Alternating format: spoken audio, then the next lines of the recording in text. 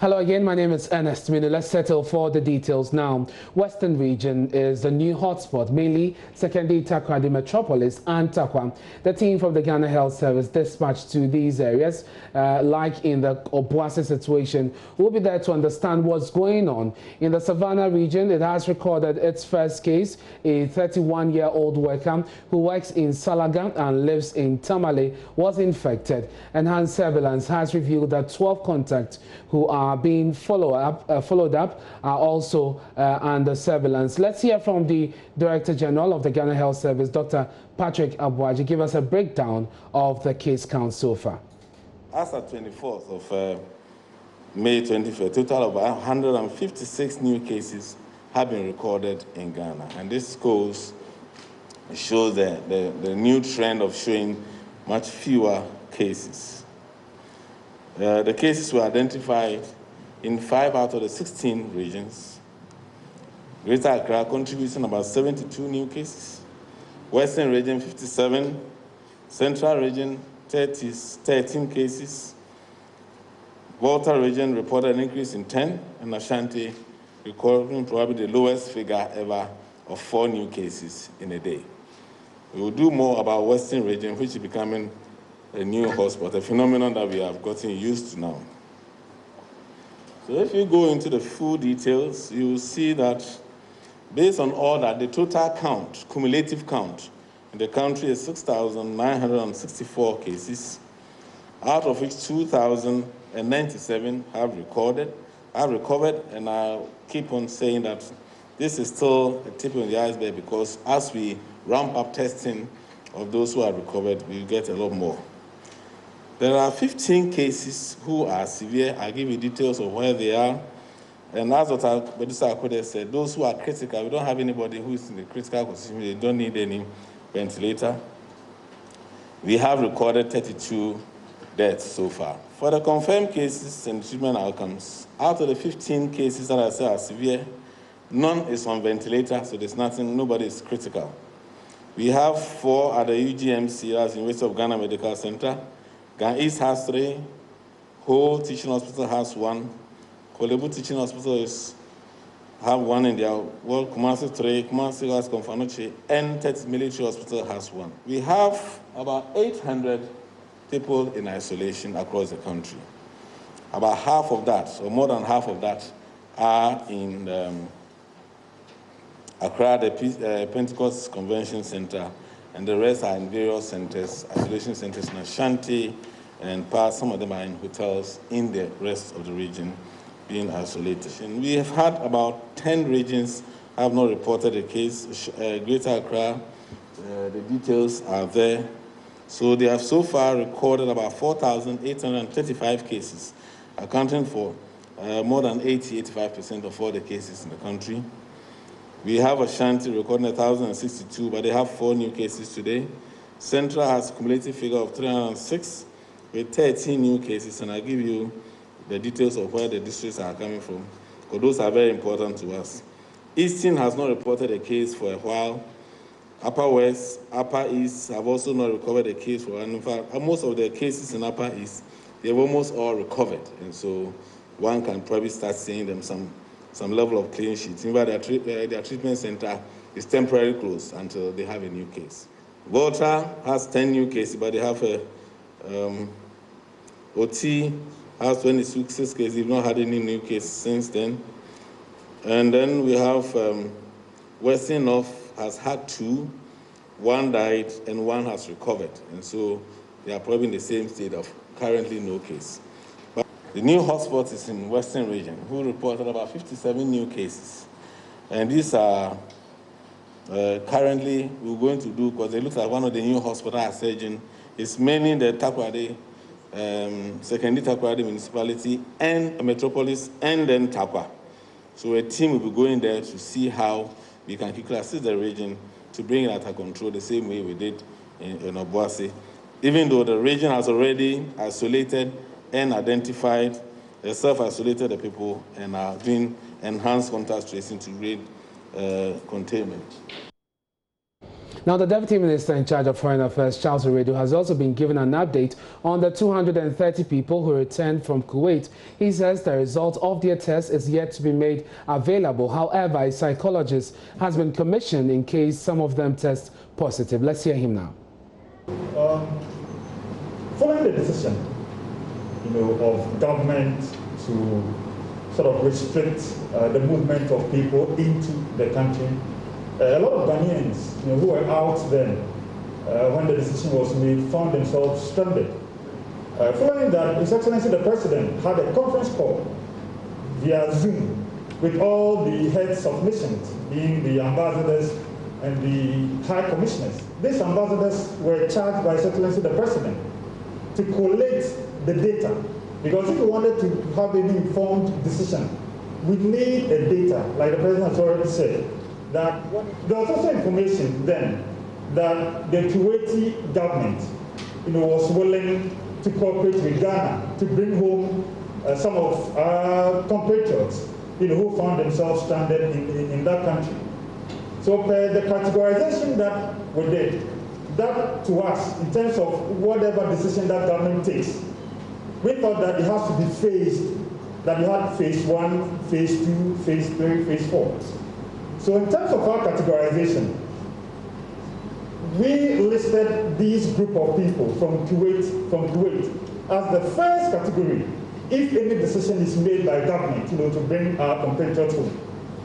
We also had people who traveled on their own, and as a result of this closure of the airport, came out to say that they were willing to pay once an arrangement was made. They were willing to pay for the cost of the flight back home. They were willing to pay for the cost of quarantine. We also had some categories of this category had to do with those who have traveled on behalf of government. If I say those who travel on behalf of government, that means like somebody working with any of the government agencies. You can be working for, say, Ministry of Information, for example, and you have gone for a conference or a meeting somewhere, and because of this decision, you are unable to come back. So you have traveled not on your own, but because you have gone there to represent the interests of government. So these were the second. And you also, under this, you also had students, some who were on government scholarship. So they were sent there to study on behalf of government. They finished their studies, they wanted to come back home, and they found themselves stranded. Then we have the other category of people who went there on their own. Immediately this closure or this closure was announced, they couldn't come back. Okay, so these were the categories that we found. Now, in terms of the phase, the names or the numbers were such that at the government cannot take a decision that, okay, all of these people should come at the same time. It's going to be very chaotic.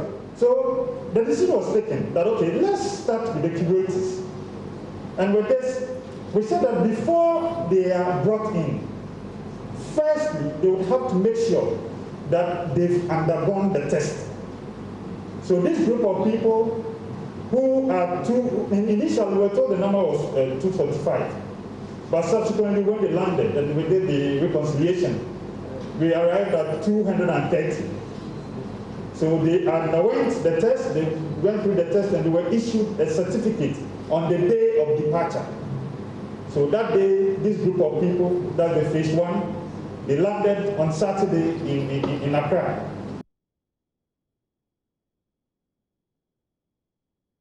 And the Deputy Minister also did say that they cannot put a specific figure to the number of people who are outside who would want their travel to be facilitated, because he says they have a very fluid situation with people calling in every now and then who want to be part of the facilitation program. But also just from that news conference we left a while ago, the government of Ghana has taken delivery of 10 ventilators to be distributed to COVID care centers across across the country as part of measures to battle coronavirus. The ventilators donated by P Wood Limited and Tema Bonded Warehouse are to aid in the facilities in the treatment of people with coronavirus, especially those who are in critical condition, even though we've been told by the Ghana Health Service that 15 people are in severe conditions but do not need ventilators at the moment. This is just to help in case we get to that point. The ventilators, according to the CEO of the company, Mr. Edu Arthur, are to be distributed to the hospitals as follows. That's the Gapua Hospital, Tema General Hospital, the Komfo-Anokye Teaching Hospital, South Suntreso, Sunyani Regional Hospital, the Whole Teaching Hospital, Odan Hospital, and the Yellow Krobo Health Directorate as well. They would have one each. Komfo-Anokye will get 2, and Gapua would also have 2. And that is the latest from the press briefing that we have. We're trying to raise on the line the Coalition of NGOs in Health for some analysis, looking at the movement in the hotspots. At some points we had Tema, there was Obuasi, and now we're told that the latest hotspot is Sekondi, Takoradi, and also Takwa in the western region. What is accounting for the shift that we are seeing? Once we have Gabriel Banaku on the line, we'll explore that subject as well. But let's stay on COVID-19. The Ghana Water Company Limited has urged members of the public to reach out to the various district offices to lodge every complaint they have with water supply in their localities for immediate solution. Now, speaking to Winston Amwa on the Super Morning Show today, Managing Director of the company, Dr. Clifford Brymer, explained most of the complaints from the public are localized. According to him, until the district managers are alerted, the problem will still persist. If you don't get the district manager to tell the district manager you are not having water in this area, you might think the water is not in the line. The water is in the line. He will get there. Because some of our valves are exposed. Sometimes children are passing and they just turn it around. There are instances where district managers get to an area and realize that it's not because there's no water there, but because a valve has been throttled. Then they throttle the valve and it opens. And people should get onto, you see, when they get to the radio stations, it takes you time to get to us. And then we go back into the area. But if they get very close to our district, some of these complaints would have been minimal. We are not saying it will be completely zero, but it will be minimized. So a clear case of one person who joined us yesterday. He said he had actually complained at Kropoe Kuapem. He had complained several times, and still the situation remained unchanged. So that's just by way of letting you know that some persons actually complain and their situations are not solved. I just want a bit of clarification here. So when you fix the problems, the time lag that you talk about, what is it? So we can have a very good understanding of the challenges we're dealing with. And so in some of these instances when we have these challenges, we quickly do not rush and say, I'm having these challenges. What is that time that it normally would take to have it, the water running through our taps after the fixing of problems? Sometimes it takes more than 2 days to stabilize. Yes. And as it takes the 2 days, do you communicate to your clients? We do. Your customers? We do. Stanley is here. He communicates almost all the time. Unfortunately for us, the number of radio stations should have been an advantage. But it tends along the line not to be an advantage because you are speaking on one radio station and your customer is listening to another one. And so it goes without him, and you must get everybody. And so we have now instructed our districts to put their public address systems on their vehicles, so that they localize the announcements, and then the customers will get the information as quickly as possible. You talked about, wanting to deliver uninterrupted water supply, but then, you've talked about the infrastructure. What is wrong with your infrastructure? What are your infrastructural challenges? They are old. If you go to in Chaban, I think 1921, it's 1928. If you take the line that I'm just talking about, it's 55 years old. If you go to Jamestown and those other areas, their pipes are as old as you can talk about, or you can think about them. And the way we also use our land is a problem.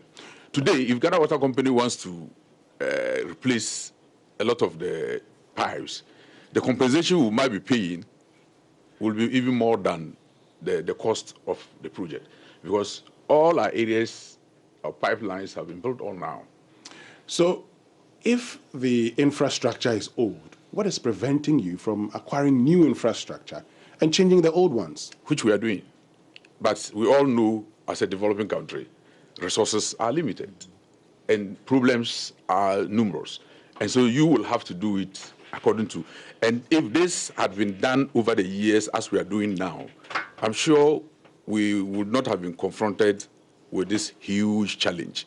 But we have come to meet it, and we are doing our necessary best to make sure that we get the challenges, but we are looking also beyond today, what will also leave as a legacy for people that will come and exactly. inherit the system. We'll activate the phone lines shortly, but when you say we know the challenges with money, we pay for the water we use, don't we?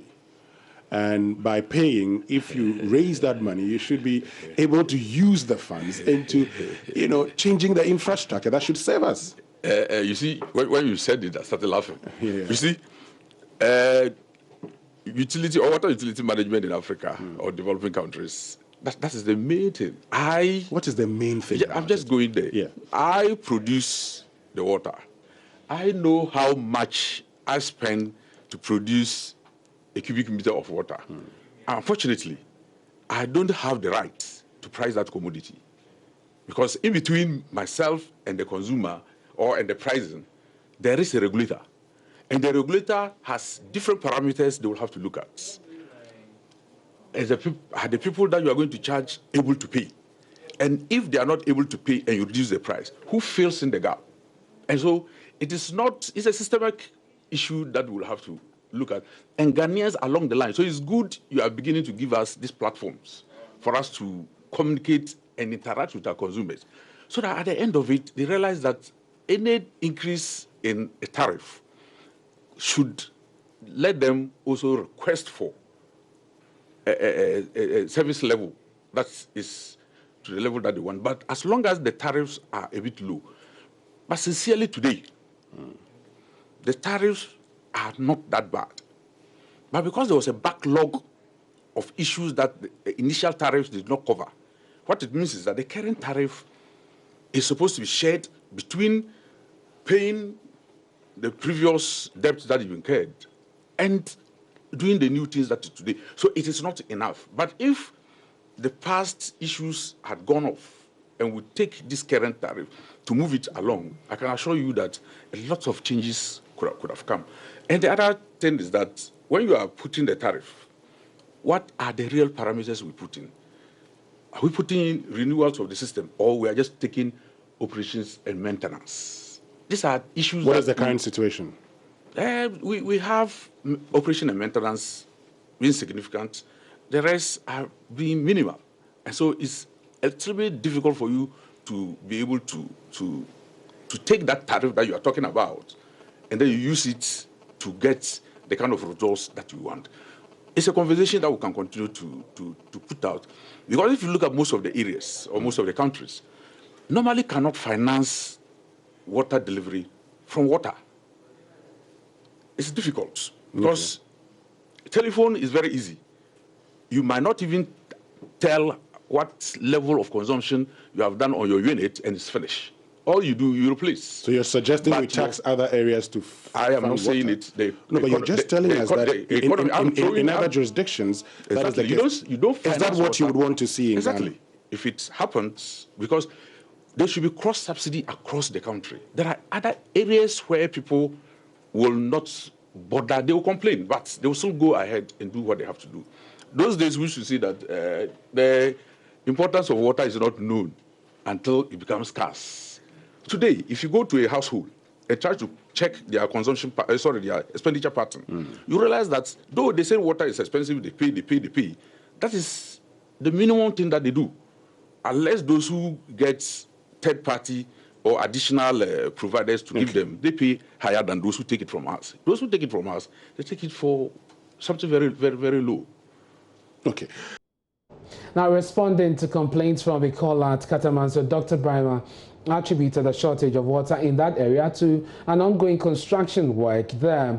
He assured contractors are back to the site to restore flow of water through the lines. Construction is taking place, your pipes are taken off, and normally when they take them off, you give them the bill, because you take our line off, we expect you to replace it for us. So those things take some time. Yeah, but talking about they taking some time, Dr. Brahma, So, you see, for us as customers, a problem is that we need the water. yes. So as it takes time, can't anything be done? You fast track it so we can have access to the water quickly? Because this is right from January till May. No, but yeah, that's a developing area actually, and I don't think they were directly connected to our systems. And to be frank with you, we have put our operation guys online. So when it gets to, I forgot to mention this, when we get to some critical areas, you permit us to let them come in, and then, because some of them are localized issues where they will have to attend. Like this Katamanso one, it should be a localized problem. It's a new area, and these new areas, some of them find a way of tapping on our main lines onto their homes. That's our people do. But it's not an area that Ghana Water Company itself had planned to get the water to. So when there are little challenges, then they have a problem. But if you tell them not to go ahead, but they still find it difficult not to connect. There are areas in Accra that we will have to get water to, which were not connected. And we cannot be running to all the areas at the same time. And that's why this Pram issue has just come in. Because the big pipelines are laid by Ghana Water Company. And they are laid according to our expansion plan. But the areas are expanding rapidly, such that faster than our own plan.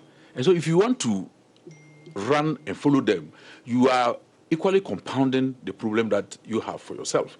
Because those that you have, you are getting supplied to them, you are expanding, you are limiting the volume of water that you have at hand. So you now have to be distributing to a larger number of people.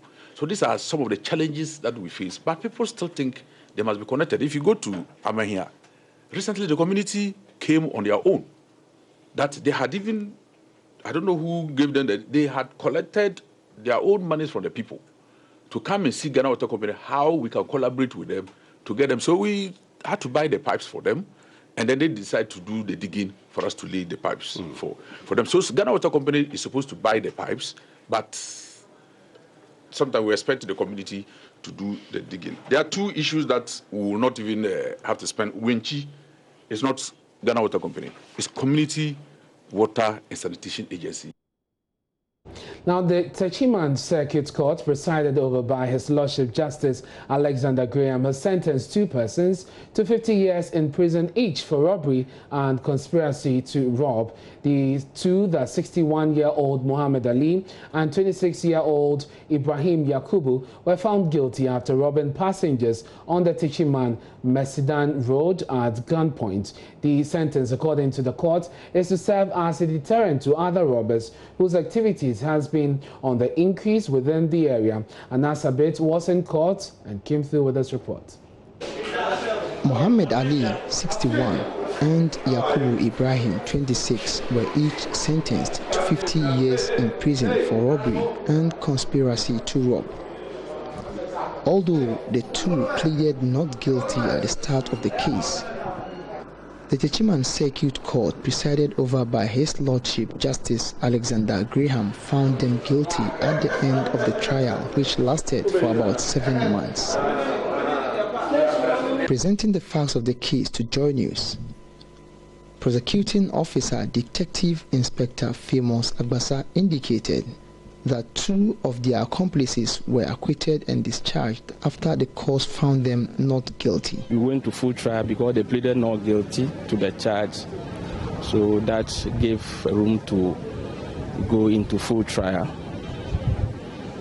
The two accused persons, that's the last two, that is Abubakar Seidu and Wahab Musa, were acquitted and discharged at the close of prosecution case, as the judge ruled that there was no prima facie case was made against the two.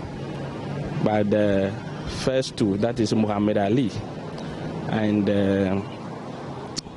Ibrahim Yakubu, had been sentenced to 50 years imprisonment each on various counts. So in all, the two have been handed over 100 years imprisonment for conspiracy to rob and robbery, 50 each. Handing down the sentence, the court noted that the activities of robbers have been on the increase within Techiman and its environs, and people like Muhammad Ali and Yakubu Ibrahim do not deserve mercy, but harsh sentences to serve as deterrent to others. The judge, before pronouncing this judgment, he sounds a word of caution to the public that robbery is on ascendancy, and it is activity that is posing some kind of border to law-abiding citizens who are hardworking to bring food to their table.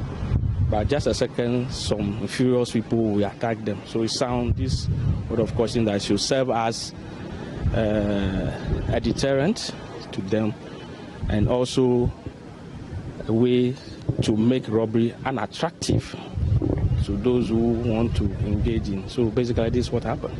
The two were said to have robbed passengers on the Techiman-Mesedan Road at gunpoint. I inquired from Detective Agbasa if he's happy with the ruling. Of course, I'm happy with the ruling. And I hope every law-abiding citizen will also be happy with this ruling, because these are the very people who live among us and be terrorizing the life of very good law-abiding citizens who are always on the round to bring food to their table. But some people decided not to work, and just a second they take you at a gunpoint and forcibly take your belongings. So I'm happy. From the Techiman Circuit Court, I am Anas Sabit for Joy News. Now, let's go back to our conversation on COVID-19 hotspots moving gradually. Now we're told that in the western region, Sekondi, Takoradi and Tarkwa are the latest hotspots. Let's go into the phone lines now and speak to the president of the NGOs, Coalition of NGOs in Health, Gabriel Benaku. He joins us live now. Thank you very much, sir, for your time here on News Desk. So initially, we had Tema as a hotspot here in Accra. Then it moved to Obuasi. At some point, it was both Tema and Obuasi. We had teams dispatched to these towns to keep the situation under control. Today, we are told by the Director General of the Ghana Health Service that Obuasi is considerably under control. Now, the new hotspot is Sekondi, Takoradi and Tarkwa. What is your reading of this situation? Is there a lack somewhere?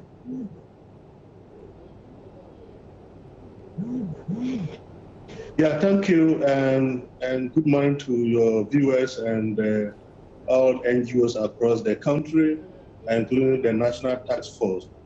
I think we are always reactive instead of putting in place the institutionalized systems, and that is what we have been talking over the last 3 months. So we would like to plead with the National Task Force to really support the regions and the districts to do the work. The other point is that over the last 3 weeks, we did a survey and we noticed that out of over 3,035 people sampled across the country in 26 market centers and lorry stations, you have only 79%, who have only 21% of people who are properly using their face mask and social distance, which means that 79% largely are not. All that we recommend is that the municipal and the district assembly need to be supported to be able to enforce properly the social distancing and the use of the mask. Because research has revealed that if you enforce social distancing and the use of the mask, you are going to break completely the spread of the community spread. So it is just common knowledge that we should support the district assemblies to be able to enforce the directive in collaboration with the Ghana Police Service and other security agencies. So this is a reactive kind of measure we've been putting. The team need to sit up. We are a bit stagnated. The effort we are making seems to be stagnated, and we will continue to put pressure on the National Task Force to do the needful. And what they need to do is allow the Ghana Health Service and the district to do the right things by supporting them. And we keep on suggesting that let the COVID-19 Trust Fund be released to the district level for them to use it for their work. And they can break the chain of the community infection. That is what we are advocating for. It must come to a standstill. Now that we are beginning to identify hotspots across the country, and we are human animals, we move a lot. If you don't put in place the mechanism and the funding support that can break the community reinfection, we are heading towards a serious venture. So we really need to let the Minister of Health know that the only way they can do to consolidate the gains is to support the Metropolitan, Municipal and District Assembly by giving them funding arrangement to really control people's movement, to really manage people's anxiety, and to really support the Ghana Health Service to be able to do their technical work. But Mr. Banaku, we've been told that every district, and as we know it, has a health directorate. We have the regional health directorate, we have the district level health directorates as well, and they have some form of collaboration, support, regulation from the Ghana Health Service at the national level. And so it is quite surprising that you say that there isn't much support or much collaboration between the district assemblies and also the team at the national level managing COVID-19.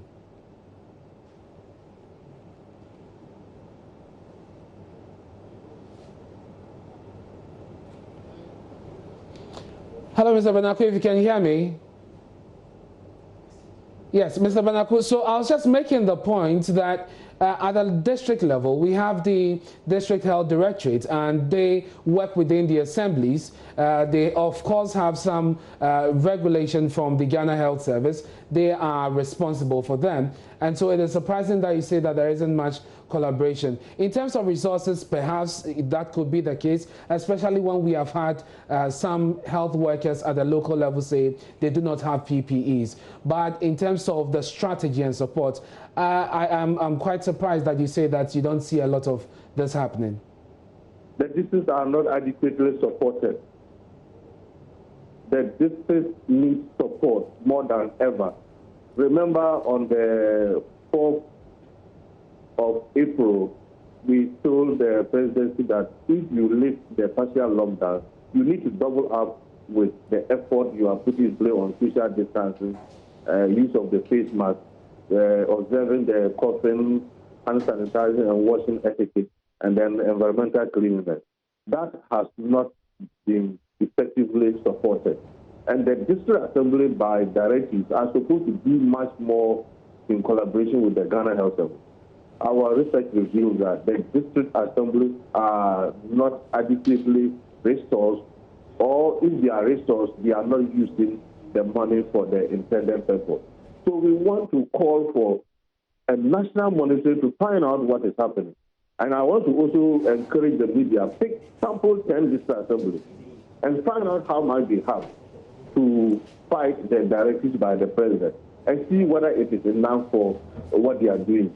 And if you notice what I just told you, move to the various marketplaces and areas that people gather a lot and see how they are actually doing the social distance. So I think that we are doing well, but we are not able to move into proper targeting to break the chain of the community infection. That's why you see cases moving from Obuasi to the Ahafo or the Bono region, and nothing is being done about it, and they keep on infecting. That's why we see people from Western region, one case leading to so many cases, That's why you see a case in Tema infecting more people. That's why you see a case in the Eastern region, just one case leading to over 100 cases. So what it just simply means is that we are not supporting the institutionalized systems within the district that need to work with the Ghana Health Service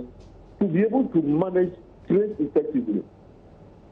And just before you go, Mr. Banaku, I don't know what your thoughts are on the WHO's discouraging of the use of hydroxychloroquine. We understand that the Ghana's case management team is meeting to make a decision on that. What are your thoughts on the use of that drug for treatment?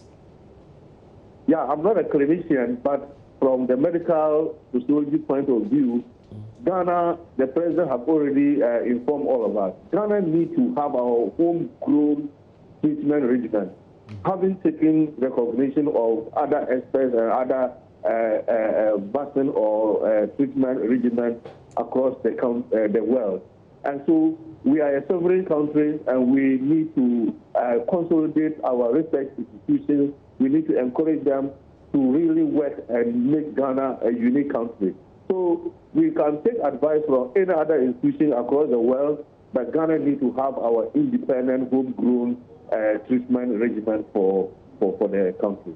Mr. Banaku, thank you very much for your time here on News Desk. And you had the chairman of the Coalition of NGOs in Health, Gabriel Banaku, bringing some perspective on the shift in hotspots as far as COVID-19 is concerned.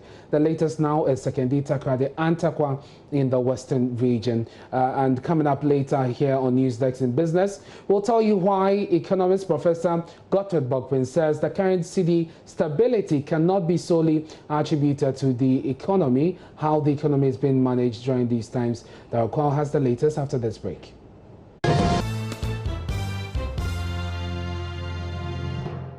Hi, good morning. Welcome to Business. My name is Darrell Kwao. Economist Professor Gottfried Bokpin says the city's current stability cannot be solely attributed to how the economy has been managed. This is coming after Vice President Dr. Mahmoud Bawumia, in an interview on the Super Morning Show on Joy FM, attributed the city's firm stability to the prudent management of the economy. Professor Bokpin tells Joy Business other external factors have also attributed to the city's current situation.